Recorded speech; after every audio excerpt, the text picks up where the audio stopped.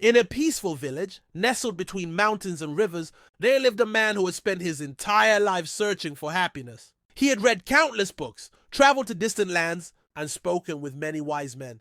But the answer always seemed out of reach. One day, he heard about a great sage living atop a mountain, a man known for his deep wisdom and understanding of life. Determined to find his answers, he embarked on a long journey, climbing steep paths and crossing rivers until he finally reached the sage's small hut. The sage, an old man with kind eyes and a gentle smile, welcomed him. "What brings you here, traveler?" "Master," the man said, bowing respectfully, "I've done everything I can to find happiness, yet it still eludes me. Please teach me the secret to a joyful life." The sage simply nodded and gestured for the man to sit down. "Let us have some tea first." The sage took a teapot and began to pour tea into the man's cup. The man watched as the warm liquid filled the cup. But to his surprise, the sage did not stop pouring. The tea overflowed, spilling onto the table, then onto the floor. The man said, "Master, the cup is full." The sage smiled and stopped pouring. "Exactly. You see, your mind is just like this cup, already full." The man frowned. "What do you mean?"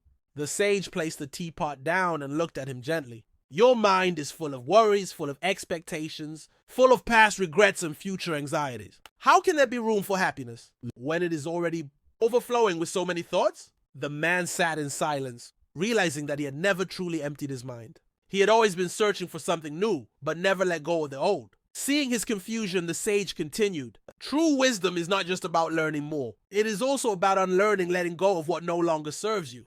The man thought about this deeply. He had always believed that the key to happiness was to keep gaining knowledge, wealth, experiences, but he had never considered that maybe he was holding on to too much. "But how do I empty my cup?" he finally asked. The sage smiled and said, "Start by noticing what fills it. What thoughts occupy your mind the most? Are they thoughts of gratitude and peace, or worries and fears?" The man sighed, realizing that most of his thoughts were indeed about things that had already passed, or things that had yet to come. "Then let them go," the sage said. "Make space for the present moment. Only then can happiness enter." The man took a deep breath and closed his eyes. For the first time in a long while, he simply, without searching, without analyzing, just being. He opened his eyes and smiled. The sage poured him a fresh cup of tea. This time, the man took it with gratitude, lifted the cup, and slowly took his first sip. It was the same tea he had drunk many times before, but today it tasted different. It tasted like peace.